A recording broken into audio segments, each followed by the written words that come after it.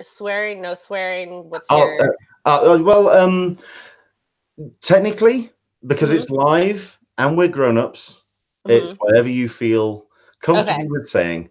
Yeah. But when it comes to the iTunes and the audio version, I Got do a it. bit of creative editing, and Okay. we'll No, get no, no. that I just like to be, right.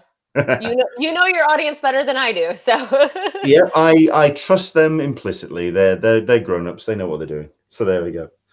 So that's cool. Welcome along, everybody. By the way, if you are a subscriber to the channel, you'll have gotten a notification that we are live. We're going to crack on with the show in about 3-4 minutes time. And of course, we've got lots to talk about today. So if there's anything you want to discuss in today's show, do jump in on the YouTube chat on the Q&A. Rattle off where you're watching from. Let us know what you're up to today. And of course, my apologies for the slight delay to our North American audience.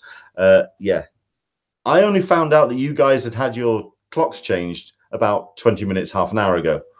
Sorry about that. So usually when we have time change like that, because the majority of our audience is North American, I usually change mine. So I usually go to like 5 p.m. At which point I didn't even know. So my apologies. I hope you appreciate that, and I hope you're okay with the extra hour delay on the old chat room. Of course, anything that you want to talk about, we've got ourselves s06e21. Just came back from seeing Captain Marvel. Myself and Heather have just been talking about that before we come on here. We're as pumped as I'm certain you guys are. Andrew English. Saw it last night. A couple of mistakes, but can't mention here. Actually, only one, and it's the same mistake as in Agent Carter short. Okay, I'm really curious as to what that is now. yeah.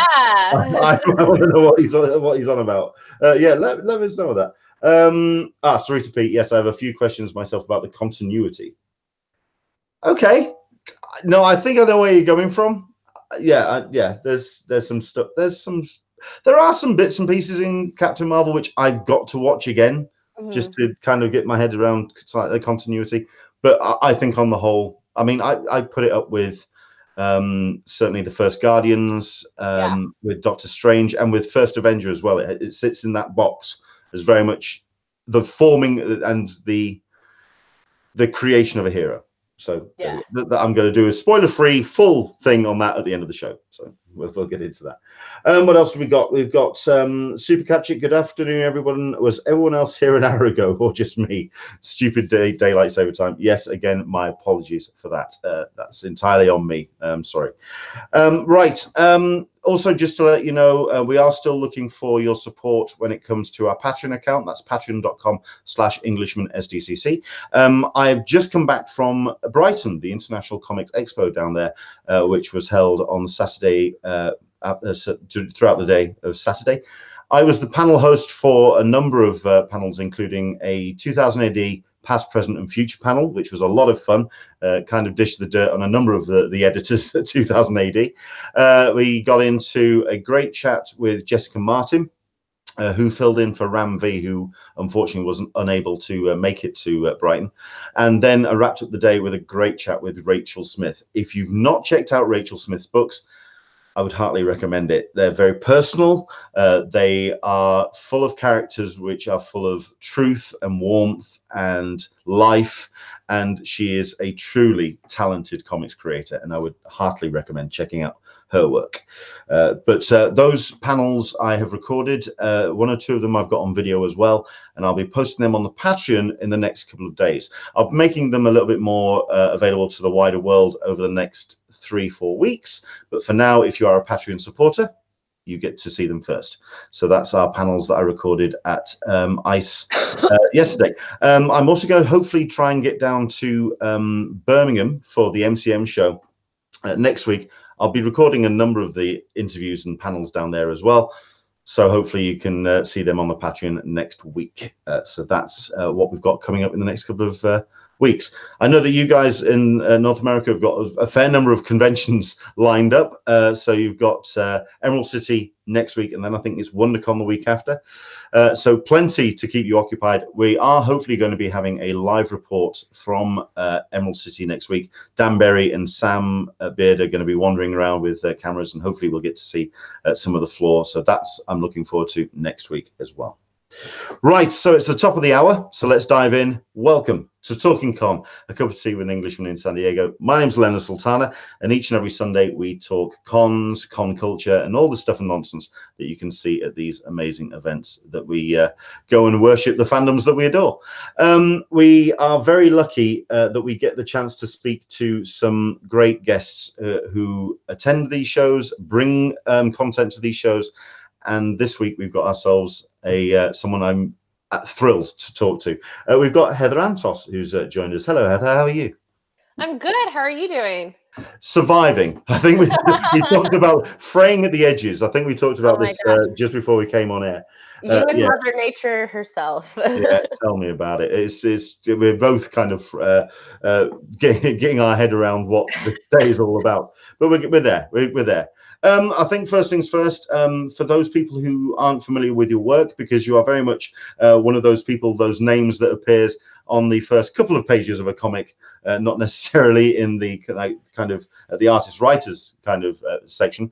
So tell us about yourself and a bit about your history of comics, please. Yeah, so I'm an editor in comics. I got my start working at Marvel. I worked on everything Star Wars, the 2015 launch of Star Wars with Jason Aaron and Kieran Gillen and John Cassaday. I worked on Deadpool with Jerry Duggan, finished his run, and I was also most known for being one of the co-creators of Gwenpool at my time at Marvel. And since then, I've moved on to creator-owned freelance work. I edit Image comics like Injection by Warren Ellis, Declan Shelby, and Jordi Belair, Redlands by Jordi Belair and Vanessa Del Rey, and Bitterroot by Sanford Green, David Walker, and Chuck Brown, as well as some other very, very exciting projects coming out and being announced soon that I can't talk about. And most recently, I just joined Valiant Entertainment as editor, where the only thing I can talk about right now is I'm working on Livewire, but there's a bunch of really, really, really cool stuff about to get announced in the next couple of weeks at the Comic Cons that you mentioned. So stay tuned for some very exciting news. I mean, I've been a fan of yours. I mean, I went huge on the Star Wars relaunch. I went I mean, it like bank balance breakingly huge on the Star Wars relaunch. So I was seeing a lot of plates being spun by yourself and Jordan and everyone else in the editorial, just to kind of keep everything on canon, keep everything on point, keep the voices and the tone right. And I thought that I mean, the work that you did on those books it was absolutely incredible. And it's great to see that the work really did shine through from everybody. Everyone was really determined to make those Star Wars books the absolute best books they can be, and I think the sales kind of represented that. So I'm a huge fan of your work. When it comes to your convention history, I mean, you said something before we came on air, and I'm not going to repeat it unless you want to. Oh, no, you can. That's fine. Basically saying that you've never been to San Diego Comic-Con, and it's not necessarily your first priority to actually make the trip either. Yeah, it's a weird thing. I have nothing against San Diego. Like, I want to make that clear. I have nothing against San Diego. I have nothing against against that convention. You know, people love it. I think for me, I'm just stubborn, and I like giving myself like stupid challenges. So like, I've never seen A Christmas Story. I've never seen Independence Day. I've never seen Halloween. I've never seen Groundhog's Day.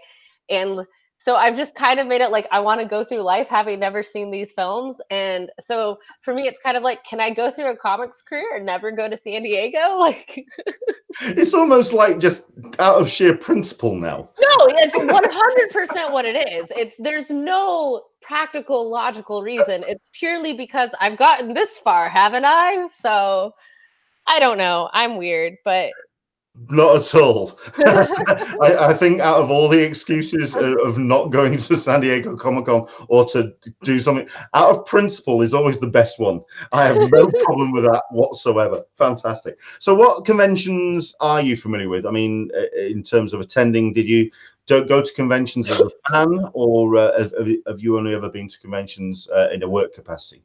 Yeah, so I started going to comic conventions in college. I grew up in Michigan in the Midwest, very small town. We didn't really have any comic conventions near me growing up. The closest one probably would have been C2E2, but I couldn't drive, so I wasn't going to go to Chicago on my own. But in college, I started writing for different entertainment sites, doing movies, comic reviews, things like that. So I started going to like Motor City Comic Con in Detroit, C2E2. New York Comic Con, all of those. And it was actually at C2E2 that I met Jordan White, where I first questioned him and talked with him about what it is a comic editor does. And it was there that I decided, yes, I want to be a comics editor. 6 months later, after I had started doing self-publishing and my own work, I re-met with Jordan at New York Comic Con, where I showed him stuff I'd been doing. And he said to me there, would you ever be interested in moving to New York?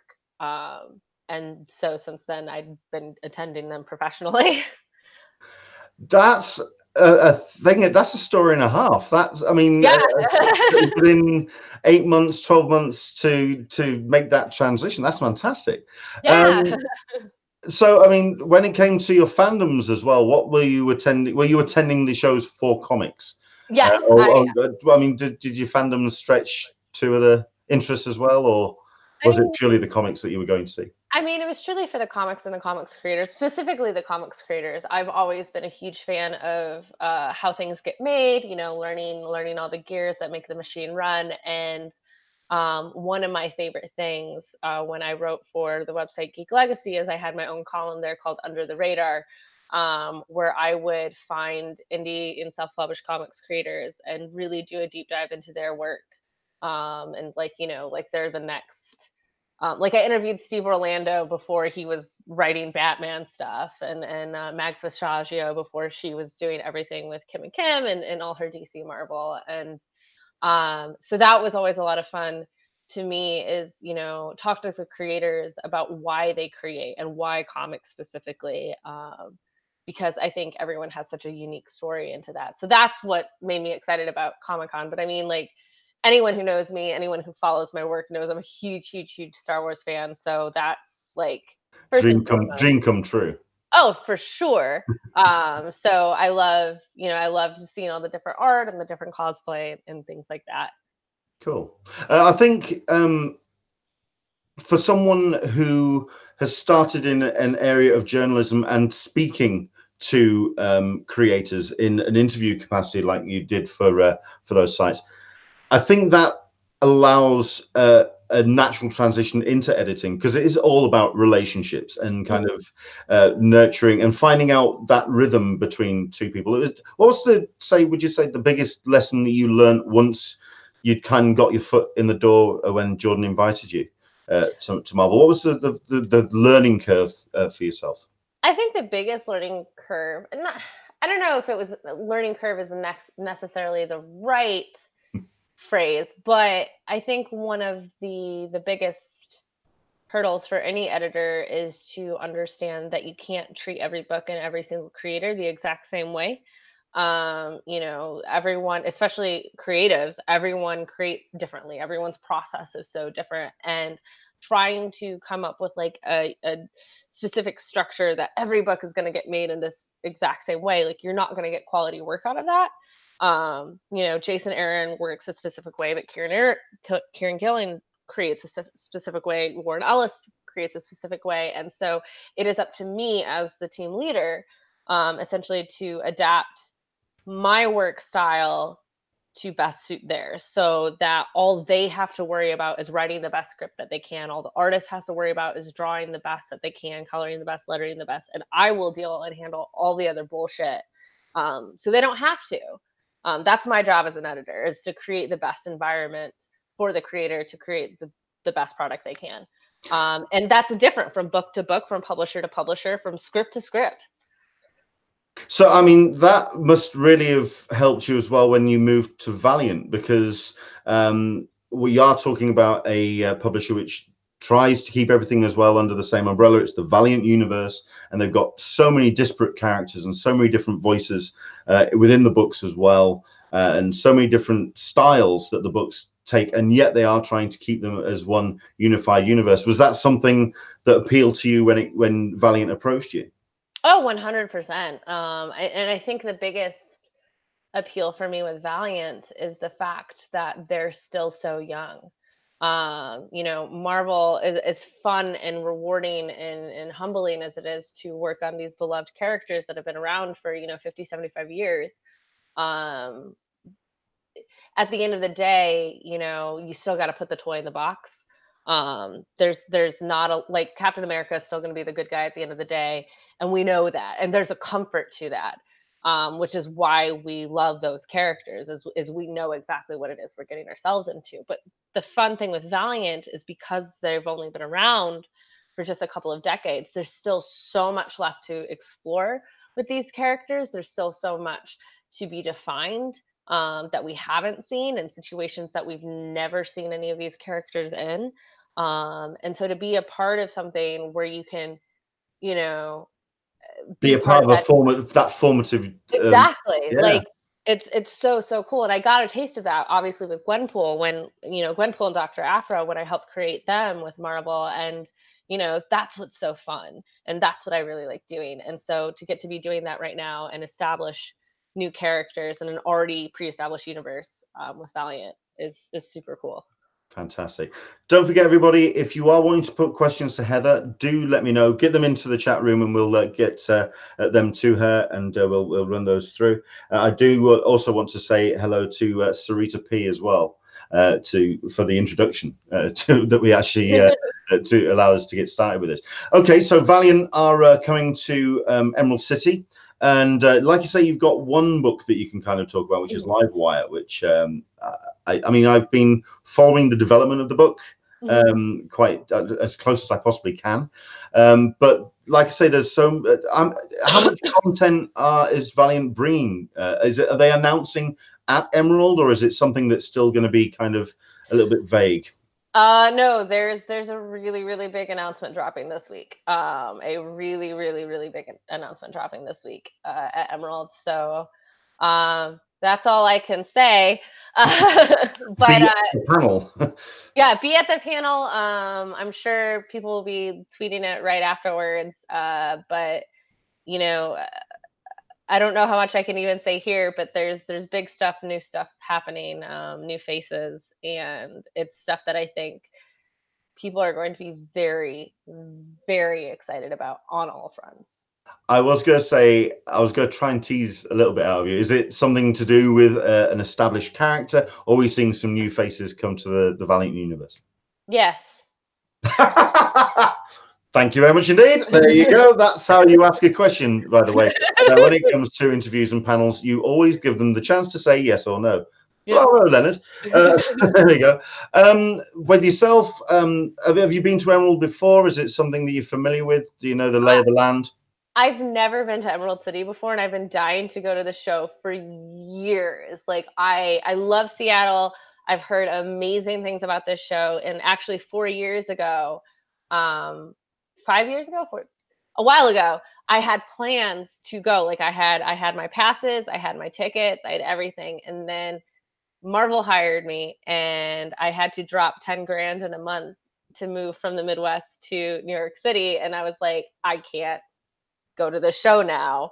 And so I was this close. I was so close to going. And when I joined Valiant, I asked right away, I was like, how do you guys go about conventions and sending people to go? And they're like, oh, send a list to Julia, our con coordinator, and let her know, your preferences, where you want to go. And I told her, I was like, I just, if I only do one show, just send me to Emerald. And right away they got me in, and I'm so excited to finally get to do the show. Who else is going? I mean, how many faces can we expect to see from Valiant? So I'm going. Robert Myers, the editorial director, is going. Emily Hecht and Mel Kylo, who are our marketing and social media big guys, are going to be there. And then a bunch of talent is going to be there from Valiant as well. Can you tease any names of any faces we see? I can say that Vita Aya is going to be there. And then people who are involved with projects that haven't been talked about yet are going to be there, and they're going to be on panels where projects that can't be talked about are revealed. So that's all I can say. Fair enough. When you've got the panels, you've also got a booth at the on the floor as well. Yep. We're going to have a booth. I think it's booth number 2001. With we actually have a con exclusive T-shirt there with Punk Mambo. Which is really, really, really cool. If you're into ladies with pink hair, as everyone knows I am, that'll be available at the show. We're going to also have some other fun exclusive goodies there, teasing our free comic book day stuff. Yeah, a lot of good things. Cool. And, and I'll be doing portfolio reviews at the show too. You so will. That was going to be one of my next questions, to find out about people that want to kind of get their foot in the door in the industry and introduce themselves to Valiant. That's happening. Is that happening throughout the course of the weekend? And is it happening at the booth? It's happening at the booth. I'm doing portfolio reviews Friday afternoon starting at 3 p.m. And then I believe Robert is doing portfolio reviews on Sunday at 1 p.m. So if you'd like your portfolio reviewed by me or Robert, come to the booth at those times with your portfolio ready, and we'll chat. Excellent stuff. Don't forget, people, not just splash pages. Try and make it your own style. What else can we put in there? As much as sequential stuff. Yep. Show talking head scenes. Yep. Lots of spaces for bubbles. Yeah, there you go. Draw cars, draw fire hydrants. We have to see you draw the boring stuff as well as the fun stuff. Yeah. And make sure that what you're drawing is a challenge. So lots of hands and lots of horses. Yes. Excellent. The thing about Valiant, which I'm really excited about, I mean, number one, with all the talent that's involved, because I'm also a big fan of Alex Packnadell. I'm a fan of Alex's. So I'm looking forward to see what he continues doing, because I've been reading at Kano and really getting into that book. The thing about Valiant as well is its exploration of other medias, and we know that the new film's coming out. We've got Bloodsport on the way. Is it Bloodsport? Yes. Bloodshot. Yeah. Bloodshot. Sorry. Bloodsport. That's a whole other film. But yeah, Bloodshot is on the way. Will we be seeing the films and the multimedia stuff being represented at Emerald this year, or is that going to be a little bit further down the line? I think it's going to be a little further into this year. Okay. We'll definitely be talking about it at the panels, but nothing visual is going to be released just because I think is the film in production as we speak, or yep, Yep, it's in production and it'll be in theaters a year from now. So you're well and truly into it. Oh, that's fair enough. Okay. Is there anything else can you tease anything about Emerald City at all? In terms of I don't know, anything. I'm trying to work out how I can get around you on this one. I'm not gonna lie. I want to try and see if I can get something else out of you. Any ash cans, any books that people will be able to take away? Yep. We're gonna have a couple ash cans. I think we have. I didn't work on it because they had this done before I joined Valiant, but they have an ash can teasing Bloodshot Rising Spirit, teasing Fallen World, a couple of our fun events happening this summer. I believe we'll have copies of Livewire that we're giving away. A fun thing too is if you attend our panel, which is 3 p.m. on Thursday, March 14th, Making Comics the Valiant Way, you get a secret code. And if you attend this panel and then come to our booth with the secret code, you get a secret item. But I can't tell you what that is. No, that's good enough. Okay, that's at least it's keeping people up to date with that. Yes, and then if you come to any of my other two panels, which I'm doing one panel on Thursday called Women of the MCU. Why did it take 20 films to get to Captain Marvel? And then I'm doing What a great title. yes, and then Sunday I'm doing Into the Spider-Verse #representation matters. And if you attend either of those two panels, I'll also be giving a special code out where you get where again, if you come to the Valiant booth, you get an exclusive item. So Well, that was that. You see, you're kind of moving on with the questions I was going to ask because obviously with all the background you have in comics and your comics fandoms and your knowledge of the various fandoms and franchises, it's great to see that you're going to be doing those additional panels outside the Valiant stuff. So that's cool, excellent stuff. We do have a couple of questions that have come in on the chat box, and we've got Andrew Dickinson, who's asking regarding Star Wars, how difficult is it editing something that has so much content already and trying to avoid tripping over existing canon? It's honestly, I think I'm a huge fan of Star Wars. I've been a huge fan my entire life. I've read the EU. I've played the Wizards of the Coast tabletop RPG games. I've been a fan my entire life, and so for me, like the canon was already so established in my head that I knew, what had been done. I knew what hadn't been done. I knew stuff that fans would gravitate towards. And then Jordan, who's more of what we would call the casual fan who just sees the movies and the TV shows. He has a strong sense of that, but we worked very, very closely with Lucasfilm, and so it was very much a collaborative experience.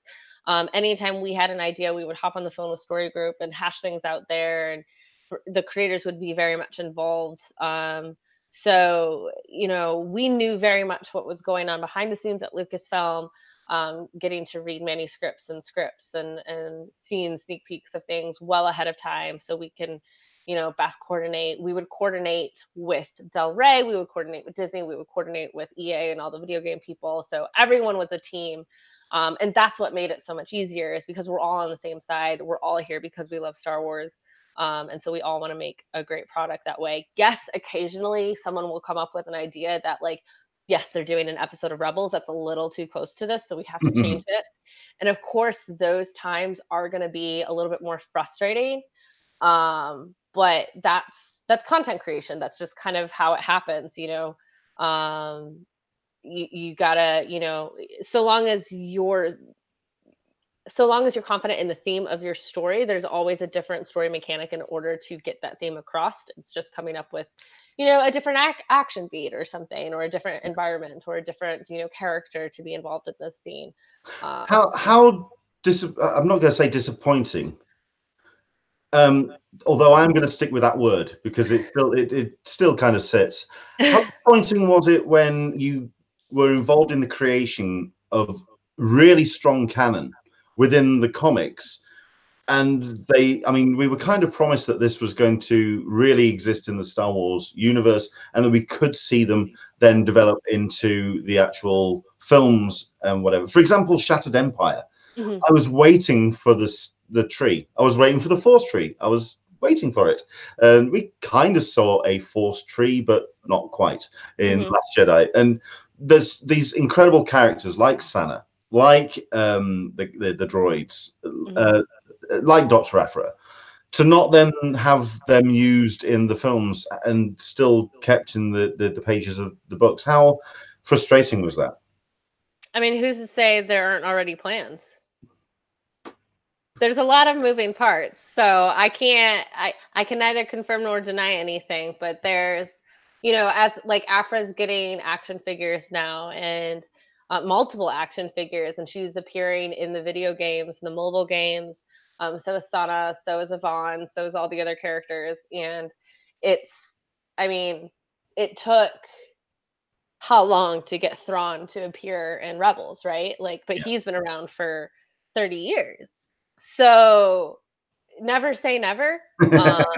Honestly, never say never. It's these Disney listens, Lucasfilm listens, Yeah. and so long as your fandom is still there and still strong and supporting these characters, they're going to keep them around and they're going to keep teasing you with them, and more stuff is going to keep happening. Just because it's not happening today, keep in mind a lot of the content that is being revealed and coming out now has been in production and developed before the comics began getting made. So there's a lot more happening behind the scenes that I think people are willing to accept. Um, I think one of the coolest things for me, I can't remember what issue of Kanan or what episode of Rebels it is, but they introduced a new character in Rebels one episode, and that episode aired the same day we released the comic where we told that character's backstory. Cool stuff like that. So and that was planned and incorporated and executed, and Lucasfilm and Disney pay attention to these things and see how well received they are and if people are paying attention, so that they can do other things down the line. Fair enough. I just need to see a live action BT3. That's just I mean, it's just me. I don't know. Okay, we've got some other questions. Let's have a look. Super Cat Chick is saying, I thought that I'd read that there was a Quantum and Woody show coming, and assumed with the new comic, Valiant would be involved. Is this a thing? So Quantum and Woody, a studio is interested in. Nothing has been officially greenlit, but basically, and I don't even know what studio it is because this is before my time. But studio producers are interested in the characters, and they say we're going to develop a show based off of this. So that doesn't mean that necessarily anything's happening.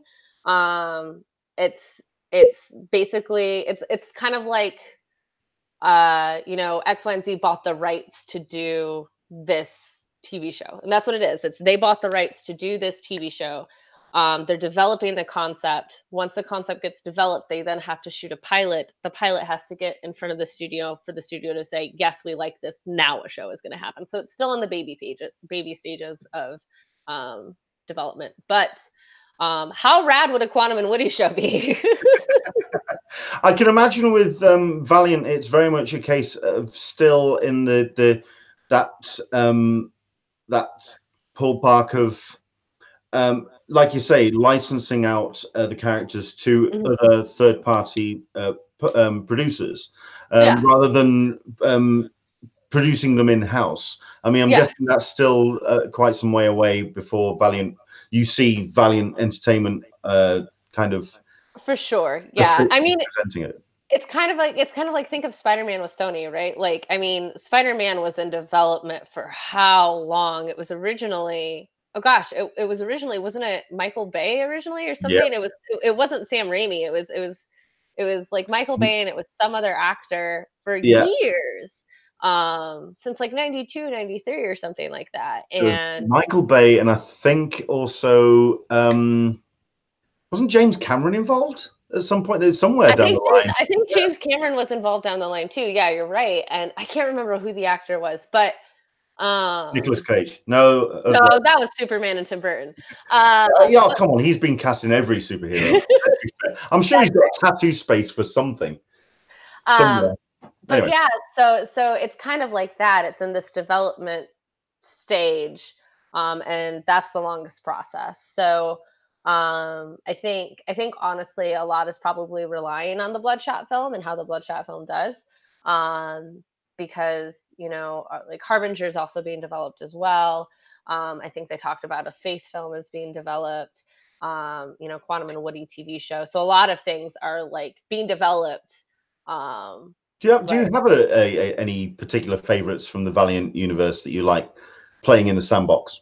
Oh, Quantum and Woody is like, I mean, I worked on Deadpool for years. This is my wheelhouse. I love like the idea of an odd couple, like literally an odd couple situation, but they're superheroes. I mean, that's what they are. And it's such fun dynamics. Their relationship with each other is very organic and relatable. So that's a lot of fun. And then again, anyone who knows me, who follows my feed, knows I'm a huge, huge, huge fan of horror. And so Shadow Man is a huge favorite of mine. And I can't wait until more gets to be developed in his side, in his corner of things with the universe. Indie Diggle's run just ended, so who knows what's gonna come. Wink, wink, nudge, nudge. Yeah, but And his name came up yesterday. oh Uh, yeah. yes, as a former editor of 2000 AD, his name came up. So yeah, I'm a fan of Andy's work. So yeah, that's I'm looking forward to reading more about Yeah. that. Super Catchy, yes, Shadow Man is so good. Also saying I got excited, especially because I saw the Russo brothers were interested, and that would be extra rad. Oh, that would be That, cool. that would be rather cool. And also relating back to the Star Wars question as a follow-up, Andrew Dickinson said, there is somebody somewhere that is the keeper of Star Wars lore that can veto ideas. Wouldn't want that job. That seems like a very large spreadsheet. Yeah, I can kind of understand that. Yeah, yeah. It's not just one person. It's a whole group of people. But everything is documented A meticulously. multi-headed Hydra. It is. Excellent. Okay, so we'll let you get off and enjoy the rest of your Sunday. But I wanted to say thank you very much indeed for coming on and talking to us about what Valiant have got planned. Admittedly, you weren't able to tell us much, and I appreciate that. But it's sounding like you are absolutely gearing up for a very packed weekend, which Yes. is good. What time? When do you guys get to go? What's your kind of I'm not going to say social life, but how much networking do you get to do Oh, at the con? at this one? Yeah, Yeah, that's all I do. yeah, If I'm not, my schedule's posted on my Twitter, which you guys can see at Heather Antos. It's very simple. But I will be posting my schedule there, and basically when I'm not, when it doesn't say that I'm at the booth or it doesn't say that I'm at a panel, I am wandering the show floor and I am talking to creators, talking to fans. If you see me, feel free to say hi. Bring me a taco. I won't say no. Uh, but yeah, so I will be out there. I'll be at BarCon, the whole 9 yards. excellent stuff. So we'll be looking forward to seeing a very frazzled Twitter feed from Monday. Yes. So that'll be fun to see. Excellent stuff. Yes. Thank you very much indeed for coming on and talking to us about what you're up to. Where can people find out more about the books that you're involved in, and where can people find out more about you online? Yeah, the best place to follow my work at Valiant is follow at Valiant Comics on Twitter. Also, valiantentertainment.com. Everything is updated there weekly. But for me, myself, if you're interested in following me, you can follow me at Twitter at Heather Antos. Instagram is the exact same handle. And then my website is heatherantos.com. Excellent stuff. Heather, thank you so much indeed for coming on. It's been an absolute pleasure. Yes, thank you for having me. No, Anytime. and I apologize again for the hour delay. Really, No it's worries. really biting into your Sunday when you really want to just kind of chill out and relax a bit. No, I'm hopping onto another podcast after this in like half an hour. So this is my day. Fair enough. I will leave you to it then. Heather, thank you very much indeed for coming on. Take care. Take care. Thank you. There we go. Yeah, that's it's sounding like Valiant is just going to be representing huge at the show. So don't forget, you can find out more also at the Emerald City Twitter as well, at Emerald City Con on Twitter. And also you can follow along all the elements that are taking place on the Emerald City website, which is hosted, of course, by ReedPop. They'll be posting as much as they can. We do have Dan Berry and Sam Beard, who's going to be attending on behalf of the Convention Collective, and they're going to be recording as much as they possibly can. I will be making damn sure that they pop past the Valiant booth and finding out all about this secret project. So that sounds like a lot of fun. Thank you very much indeed as well for I believe it was Sarita P that got involved and suggested to Heather to come on to the show. So thank you so much indeed for that. Really appreciated it. Excellent. Right, so let's dive into some other stuff as well because it has been a very busy week for announcements, especially regarding WonderCon, which is not that far away either. Emerald City next week, WonderCon the week after. Now, WonderCon has gotten a bit of attention this week purely because of two announcements. Number one, of course, we've got ourselves the Oh, hello. Have I been really muffled all this time? I hope not. You've got the programming track that got announced this week. So you've got all of the items that have been taking place, the schedule, which is happening. I've been looking through as much as I possibly can. I'm rather excited by a number of things, including the creators that Marvel are bringing to the show. I'm also excited by what they're doing in terms of the television, the live action. It's great to see Marvel Agents of S.H.I.E.L.D. represented again. And it's good to see Cloak and Dagger that are being represented. But I'm also glad to see that some companies are doing great stuff with announcing things at WonderCon. We talked about announcing new content at Emerald City, and ReedPop very much have that kind of reputation, that track of announcing comic news, stuff that will then feed onto comicbook.com, onto Bleeding Cool, onto wherever you get your news for comics out there. They seem to be more at the ReedPop events. Admittedly, it's all down to timing, which is understandable. But at least then these events allow the fans to see the content firsthand. That's not necessarily been the case for WonderCon. It has been more of a passive show. It's something that you go to experience and check out things that have been in development for a while, that you know about, not necessarily brand new headlines. However, that appears to be changing with this show. So it's great to see stuff that is being represented. I'm also glad to see that it's looking through the programming track. The amount of comic content is just off the scale. We were talking with myself and Heather before we came on air, and that she felt that she didn't want to go to San Diego too much because she didn't feel that comics were represented enough at something like San Diego Comic-Con, that the Hollywood, the live action stuff, the films, the television, Star Wars, yada yada yada, all the other things outside of comics were dominating the programming, and therefore she felt that they weren't represented. That doesn't seem to be the case at WonderCon. There's plenty of stuff if you're a comics fan.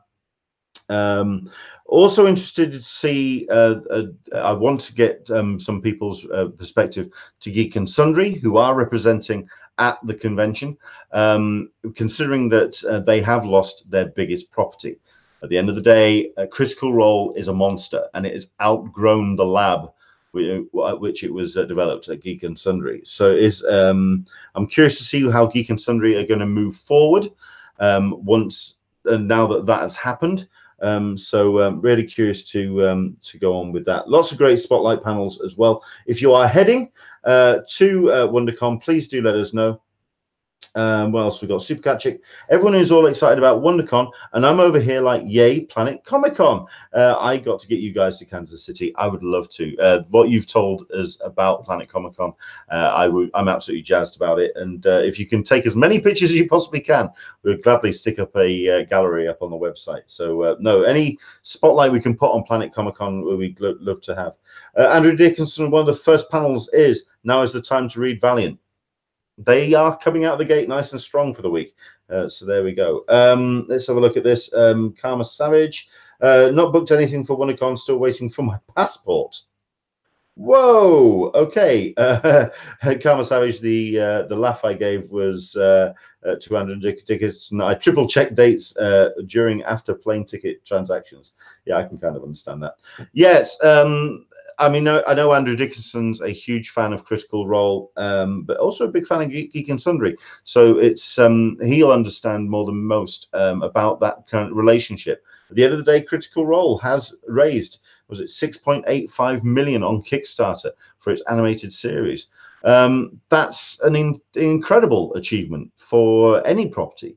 But Critical Role has established itself as the kind of organization and the property that can do that now, and it can outstrip its Kickstarter goals left, right, and center.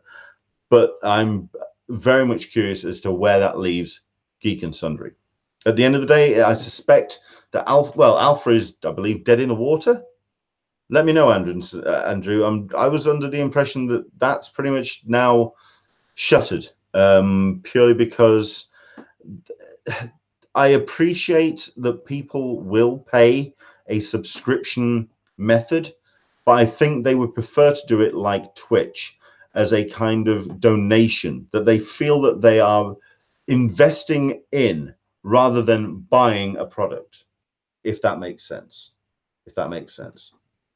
Andrew Dickinson, divorce is final. So there you go. So this Supercatchic, what is this, AD? I'm an Alpha subscriber and hadn't heard it was ending. I was under the impression that Alpha, if not in trouble, that it would be either moving over to Twitch. Please, Andrew, do let me know. So there we go. Right. But like I say, I'm excited about the programming track at WonderCon. I think a lot of people are there you go. Andrew Dickinson, Project Alpha closing the 31st of March. Sorry, Supercatchic, but that is the way that particular thing has rolled. Yes, indeed, Andrew, you did send out the announcement. Sorry, this week has been very busy for me. I've been all over the shop, so there you go. But no, I'm very excited about the programming track. I'm very excited by a number of the spotlight panels. If you are going, do go check out the Donny Cates one, because that will be as entertaining as hell. I'm also glad to see that Warner Brothers are going to be there. How that is a number of other projects as well. Dark Phoenix maybe will get some traction, because that still seems no one's really G'd up for that film yet. The trailer keeps coming out, but at the end of the day, it's not grabbing people on a substantial level. Even less, although it's got to be said, it's doing a damn sight better than Hellboy, which everyone forgets the second the trailer finishes. That is just not sinking in at all, which is a damn shame. So there we go, some great programming tracks. I think then the big news when it comes to WonderCon is, of course, the exclusives portal. New features being included, some slight tweaks. This was the portal that was introduced for WonderCon last year, and then, of course, was folded out into San Diego Comic-Con 2018. The exclusive portal is now open for WonderCon Anaheim, and does have some new features. Don't forget that it does close a week on, I believe, Wednesday, I believe. Let me just check. Week on Tuesday. I do apologize. So yeah, you've got yourself just over a week to get yourself onto the exclusives portal. Well, basically, it's going to be the Tuesday prior to the actual show. You do have both exclusives and you have signings on there, as we know. But something that is new is the credits that you are allotted for each day. Let's see if we can just bring up the screen share, because I've got let's have that up on the screen, so at least then we can show you what's going on. This is the step-by-step that's been introduced on the Comic-Con website. Please head to comic-con.org/toucan. It's one of the first things that you can find on the top of the page. So yeah, you do have a number of credits available, which are allotted, and they are available for each day that you have a WonderCon badge. I think it's very clever the way that it's done, that it recognizes and looks at your member ID, looks at your badges, the dates that you have been allocated a badge, and therefore just it's showing that CCI are starting to look at the metrics and the mechanics of your member ID and your badge, and they're starting to kind of see the potential of what you can do with that. So I think that's very cool. I also like the fact that there is all about credits this time round, because as we saw at San Diego Comic-Con, if someone wanted to, they could just go down at the top of the list, go bang, bang, bang, bang, bang, bang, bang, all the way down the list, and just select everything, even if they weren't necessarily excited or interested in that particular property. It did mean that at San Diego Comic-Con, we had ourselves with, say, for example, an allocation of 50 slots for a signing of a creative, and maybe only 10 showed up. that's not the right numbers, but it gives you an idea of the kind of percentage. There was this massive influx of space of these dead wristbands, and next thing you know, you were back to square one where we were a decade ago, where people were just loitering around the booth, wanting to jump on the end of the allocated wristbands, and it was just a mess. This way, at least the credits, you can then allocate to the items and the properties that you are most interested in. So I think it allows you to basically put your chips on the number that you want to roll for. It doesn't guarantee it, but at least it adds your it adds to the odds of you getting that particular item. Eligible fans will receive an allotment for credits for each day you have a WonderCon Anaheim 2019 badge. You can use the credits on one or more exclusive signings, or dump all of your credits into a single exclusive signing to increase your chances. The choice is yours. Now then, the question is, I mean, like I say, we've got ourselves a number of items that are available for grabs at WonderCon, but it isn't the level of exclusive range that's going to be available at San Diego Comic-Con. And at the end of the day, we are talking Lego, we're talking Funko.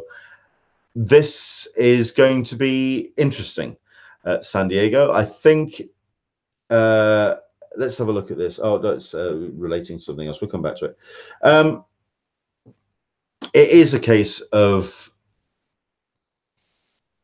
being a little bit more selective about the items that you're wanting to apply for, but I'm very curious to see how many credit points you are going to receive at San Diego Comic-Con. The number that you've been allocated here for WonderCon, it's Andrew Dickinson saying it's 3 for Friday, 4 for Saturday, and for 3 for Sunday.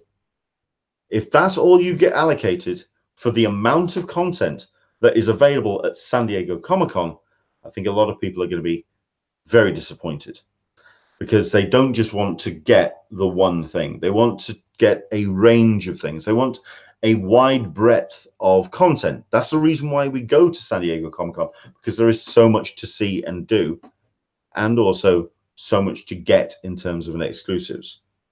It would be great to see also a cancellation, a deny. So, for example, if you did get something, you could reset or deny it, and then put those credits back into the portal. But at the end of the day, if you've put your chips down, I think the idea is that if you get it, you get it. That's the idea. Let's have a look at the salary to pay. In the end, it's still a lottery. Yes. It's very much still is. Andrew Dickinson, I still think you'll be getting 100 credits, so slap it all onto one thing. I don't think so. I think it's going to be more separated down, so you're able to, instead of just really jacking the odds up on one item, we'll see how it goes. I would like them to allocate more credits that you are available to allocate per day, but I don't think you need, they should be, I think they should be broken down to a similar kind of percentage ratio per day as we see here. I just think there should be more credits available, if that makes sense. Okay. We've got ourselves, let's have a look at this. Sorry, I think we're talking about Hotel Apocalypse. I hope Super Catching. Feel like a jackass for asking, but are we thinking Hotel Apocalypse soon after WonderCon?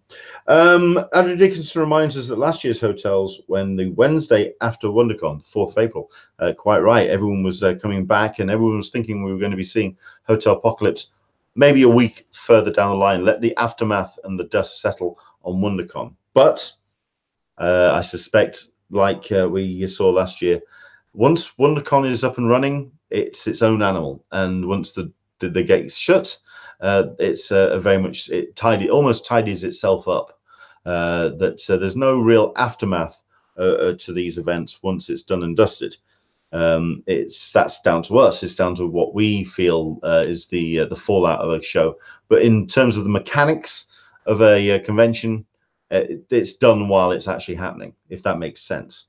Hotel Apocalypse, it could easily be happening the week after WonderCon. So keep your eyes on your inbox, and we'll see what happens. So there we go. Let's have a look at this. Andrew Dickinson thinking it might have been 10 days after.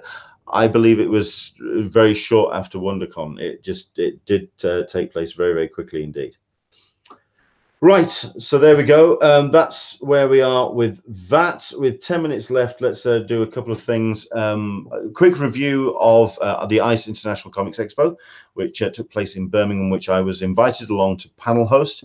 It was held at the Holiday Inn Bayfront in Brighton, which was incredibly windswept and blustery and wet. Being on the seafront, and at this time of year, it was a very cold event outside. But the great thing about the show this year is it was all under one roof. It was held in 3 floors. So ground floor, first floor, second floor. Ground floor was the ballroom. And we're talking, I'd say, about 40 exhibitors, all in a small room, which you could quite easily get around in half an hour if you just wanted to blitz it a little bit, a very quick way round. The great thing about the ICE show is that Shane is very good with his curation. A number of the people were there and had managed to get themselves a table gratis off the back of the fact that Comics Uncovered, which was another event which Shane organizes, was cancelled. So he allocated a number of the tables to those creators. We are talking people that are very creative in terms of figures. We've got ourselves some great self-published tables as well. And no, it was a great, well-curated setup. I managed to get around once. Like I say, I was panel hosting upstairs, but it was well worth checking out. On the first floor, it was a long, thin room, which was housing the artists in residence. So we had ourselves Glenn Fabry, we had Rachel Smith, we had ourselves Jessica Martin, we had ourselves Dan Cornwell. We had pretty much everyone who was also appearing on panels, all showing their wares. We had ourselves a background Star Wars actor as well, whose name escapes me. He was the only concession to film and television media at the entire event, but he took up about 2 or 3 tables of his pictures, which was a bit odd. But there we go. It was great to see some talent creating and seeing their artwork, including there was, for one moment, a young lady who had managed to show the book that she had created, quite a thick and well-produced book, which she was self-funded. It was self-created. I believe. Well, she basically did all the work herself. She was 16. She negotiated the creation of the book when she was 15, and it was absolutely phenomenal. Like I say, Ram V wasn't able to make it to Brighton, so there was a table that was spare. The person that was organizing the artist's room said, right, we've got this table, sit yourself down, show people your book, explain what you're all about. And this lass sat down with her mate and just was sat next to people who had taken 30 years to get a book sorted out. Dan Cornwell, because someone said, well, why don't you just get some sketch of the character that featured in the book? And there's she going, oh, it's been such a long time since I've drawn this character, I'm not sure I'm going to get the head right. And there's Dan Cornwell going, it took me 30 years to get my self-published book published, and this girl is 16 and just blew me away. I am going to be reviewing the book on the website. I'm going to do my best to kind of showcase her, because it was quite impressive to see. So there was that. On the second floor was the panel room. Similar dimensions to the artist room, seats all lined up, ready to go, and there were 5 panels throughout the course of the day. I took the first, third, and fifth one on. Ramvi was going to be the first guest. He wasn't able to make it, so I spoke to Jessica Martin, who is a former actress, and she's also done some work for Doctor Who, for Titan Comics, and has self-published her own book as well. So she's had a wide and varied career, and it was fascinating to speak to her for an hour. Then I believe it was a missed deadline panel, so you had Hannah Berry on there as well, talking about almost like a chat show, very, very informal, which I have recorded, but I'm not sure how much I can put up because it was a lot of swearing and giggling. It was great to be in the company, but yeah, very strange panel indeed. The next panel was a 2000 AD one where we had Glenn, Dan, and Clint talking about their time with 2000 AD. And then we had a panel with Maria Laura Sanapo. I always get the surname wrong. And also with Marco Sanatucci. We're talking a husband and wife Italian artist team. They do separate work. They don't work together, but they've done work for a number of Marvel books, for a couple of, I believe, some DC as well, and some self-published things as well. Very, very interesting. We had Joel Meadows from Tripwire doing that panel. And then to wrap things up, I spoke to Rachel Smith, who is just an incredible comics illustrator, whose books, if you get the chance, go to Rachel_. That's RACHAEL_.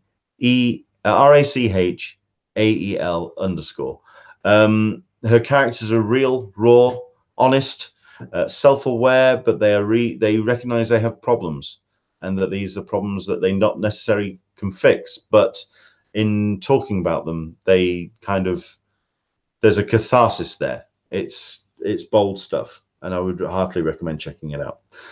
I can't give it all thumbs up. I know that I worked for the guy and I worked for Shane, and I panel hosted, and I will be a supporter of the ICE events forever. I will gladly go along, and I am more than happy to be considered part of the team. There are some things that need to be worked on, especially with these satellite events. The main event in Birmingham does kind of take care of itself. But then again, of course, you have the Comixolopia event that's been held in Shrewsbury, which Shane is devoting a lot of his time to. This means that the promotion and the organization, say for example, signage and things like that for items for shows like Brighton do get left by the wayside, which means people who may be interested in attending a show like Brighton don't necessarily know it exists. It would be great to see Shane hiring someone dedicated, or getting someone to actually just do promotion for the shows. At the end of the day, he effectively does everything himself. He creates the website, he gets the guests in, he organizes the lineup and the programming. It's a one-man band. There are people involved like Sam who deal with the tech.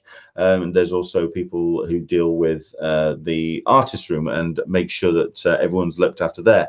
But in actual getting the feet for the door, which meant that the footfall at Brighton may not have been as strong as it could be. You can't put it down to the weather, because people will travel if it's a good enough show, and this had the content. At the end of the day, it just possibly needs some things ramping up a notch, and that involves promotion. He's not shy on promoting Comixolopia, but I think he may be letting some of the other shows that may give them a bit of a disservice. So fingers crossed that things will change, and I'm hoping that in future the ICE satellite events are supported a little bit better. Either that, or I might just nominate myself to do that for him, but who knows. So there you go, that's ICE. I would certainly recommend the Birmingham show when that rolls around later on in the year, and I would certainly recommend Comixolopia. Some great guests have been announced already, including Frank Quitely, who is going to be involved. You've got Charlie Adlard in there. You've got the Image Comics panel people. You've got Eric Stevenson, Kieran Gillen, and Charlie Adlard on a panel, which I'll be hosting. Looking forward to that. So the Comixolopia event is definitely the big crown, the jewel in Shane's crown. At the end of the day, you can't just have one jewel in your crown, though. You have to have lots of others. And that's where Brighton needs to shine a little brighter. So there we go.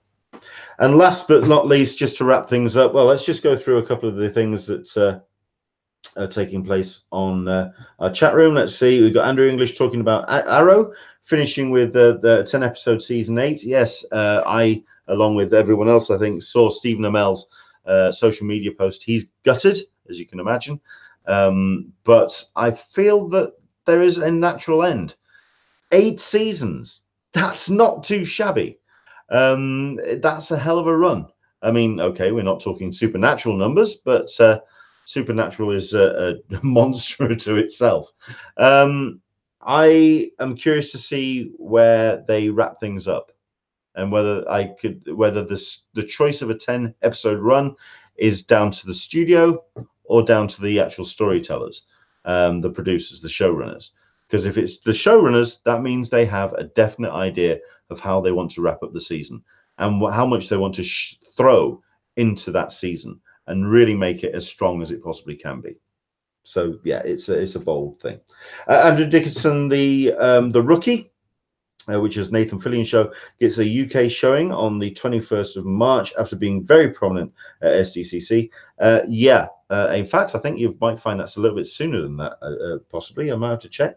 6 months after the USA release, why so long? As far as I'm aware, it was a case of just seeing how well it landed in the States. There's been a number of shows that have been bought by Five, by a number of UK channels, by More 4 and all of the channels here in the UK, only to have them cancelled after 8 episodes or just half a season. So it's a hell of an investment to put into a season order. I think they wanted to see how well Rookie had done. It did have a bit of a shaky start at the beginning of its run in the States, but it has now settled into a very strong showing and a nice audience share. So I think it was more a case of, let's just see what we're going to buy. Let's calm down with the risks. I think that's pretty much where we go. Geeks Town say Rookie is on the 21st of March. So okay, there we go. That's when it's coming out. Stand the line. Right, let's have a look at this. Well, Castle started on Channel 5, but it never finished it. Fair enough. To be fair, I think that show finished once Beckett left. After that, who gave a crap? Betsy Woodin, if you're a Saturday Night Live fan, Idris Elba was a great host last night. I will be sourcing that episode by some nefarious means. I do want to see that episode. So there we go. And Sarita P, as reminders, American Gods will be released tonight. So everyone's jacked up about that. Okay, couple of minutes. Let's talk spoiler-free, my thoughts and opinions on Captain Marvel. If anyone wants to jump in with their thoughts on this film, please do, because I think we all need to be a little bit louder and a little bit more supportive of films which are being attacked for no reason prior to their release, or being attacked for the stupidest of reasons. I think we need to be louder. I think we need to be more supportive. I think Brie Larson had some very valid arguments when it came to the press lines, when it came to the diversity or lack of diversity at the people across from the table from her. So I think there was some genuine concerns that she put forward. At which point, some lunatics out there latched onto a number of the words that she said and translated that as she hates men. She hates white men, and therefore white men, who are the predominant people who are in the audience for superhero movies, Marvel no longer want them. Brie Larson hates her audience. Nonsense. Utter nonsense. Andrew Dickinson, it wasn't Oscar worthy, but really enjoyed it. Think Captain Marvel is going to be interesting in Endgame, as she seems so powerful. True. But I think that's I think that's the reason why Captain Marvel has been introduced now. At the end of the day, Thanos has done what he needed to do, what he wanted to do. He's had his end game. It's not now necessarily a case of beating Thanos. Thanos has done it. It's now a case of either getting some case of the status quo, because at the end of the day, then you just end up being, it's about beating Thanos for something he's already done. That's why she's been introduced now, because to have that power set, you're just basically beating up on someone who's already finished his mission. So now that's why I'm curious about Endgame, because it's about what happens now. I'm hoping there's going to be a reasonable chunk where we're going to have about the aftermath, because then it's about reflection. It's about your true character. And I think we've kind of seen that in some of the shots that we've seen of Captain America, of Steve Rogers, to see his mettle and see everybody's mettle once they have realized they have lost as badly as they have done. To see Tony Stark in a spaceship in the middle of nowhere with hours of oxygen left. How do you look your reflection in the mirror? And what do you see when you get there? That's what Endgame is all about. Super Catchick, I thought Captain Marvel was a great film. Easily in my top faves of the MCU, but I don't think people are enough talking about the amazing CGI on Sam Jackson's face. Correct. I think it looked amazing. I think very similar to Kurt Russell in Guardians of the Galaxy 2. He still looks quite a young chap if you look at him. So I suspect that a lot of it was actually makeup, in much the same way that Kurt Russell was. It's a very good makeup job helped together with the CG, which kind of lets you see how Clark Gregg came out, considering that he looks like he hasn't aged in 30 years, which is freaky as hell. But there we go. I felt that the film, it's, like I say, I'm going to try and keep this spoiler free. Okay.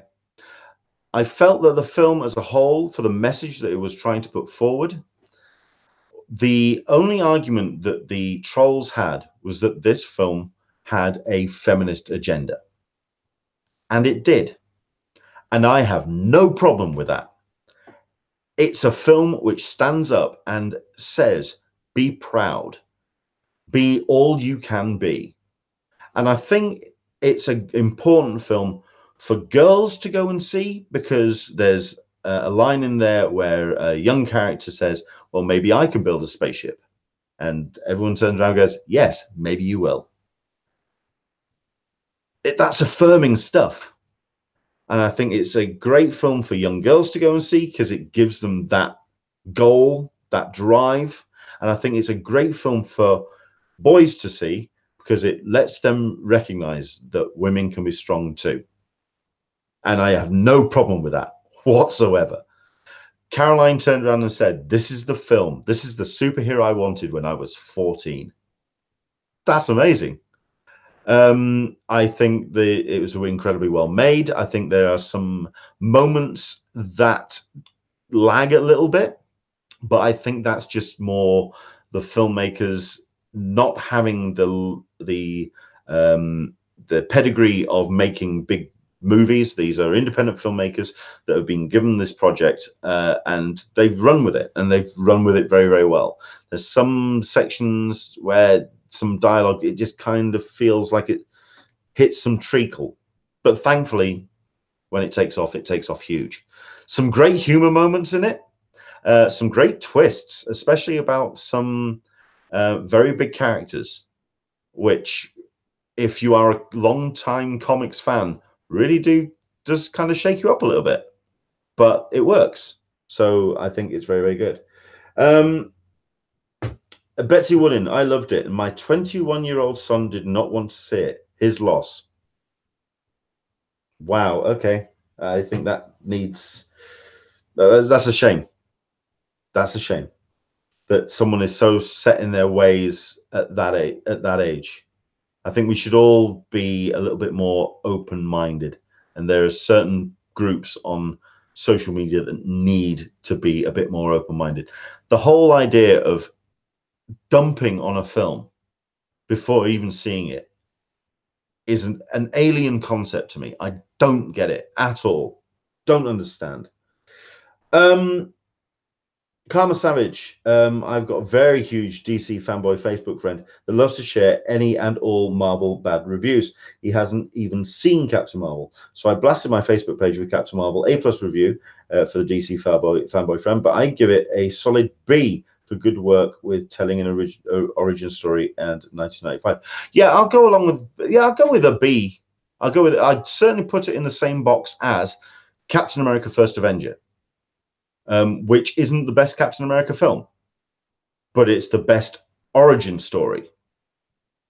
So it's very much about the formative concept of this superhero.